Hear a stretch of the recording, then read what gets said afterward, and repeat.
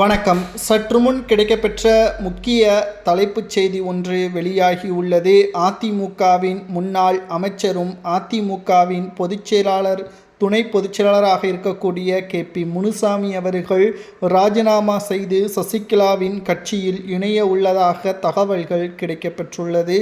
இதற்கு மிக மிக முக்கியமான காரணம் என்ன தெரியுமா? தொகுதிகளில் KP முனுசாமி அவர்களுக்கு எந்த ஒரு ஆதரவுகளும் கிடையாது. ஒரு கட்சி வெற்றியடைய வேண்டும் என்றால் பூத் கமிட்டிகள் நிர்வாகம் மிகவும் சிறப்பாக செயல்பட வேண்டும்.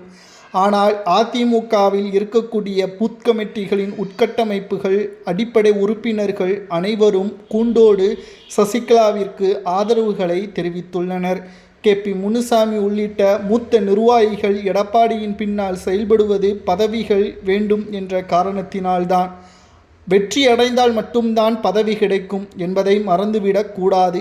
எடப்பாடியால் ஒரு கவுன்சிலர் பதவி கூட இந்த முறை பெற முடியாது.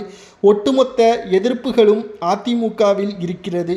கிட்டத்தட்ட இதுவரைக்கும் அதிமுக பெற்றிராத ஒரு தோல்வியே இந்த தேர்தலில் பெறும் என்ற கருத்து கணிப்புகள் சுமார் 8 நிறுவனங்கள் நடத்தியுள்ளது. 8 நிறுவனங்கள் நடத்தியுள்ள கருத்து கணிப்புகளில் எந்த ஒரு கருத்து கணிப்புகளும் அதிமுக முன்னிலையில் இல்லை என்பதை தான் தெரியப்படுத்தியுள்ளது.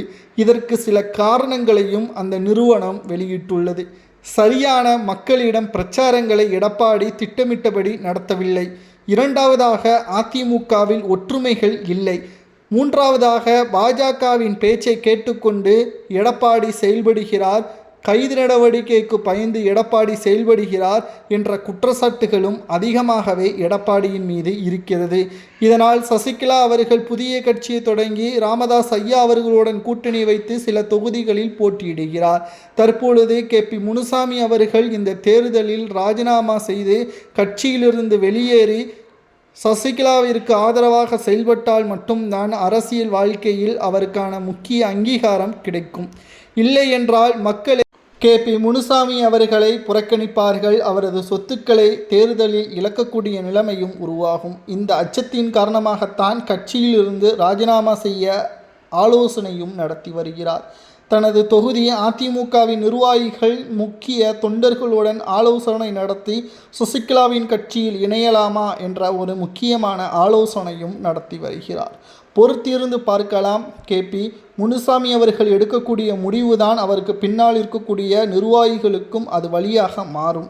இல்லை என்றால் தேர்தல் முடிந்த பிறகு அதிமுக தோல்வி, ஒட்டுமொத்த நிர்வாகிகள் மக்களால் புறக்கணிக்கப்படக்கூடிய நிலைமையும் உருவாகும்.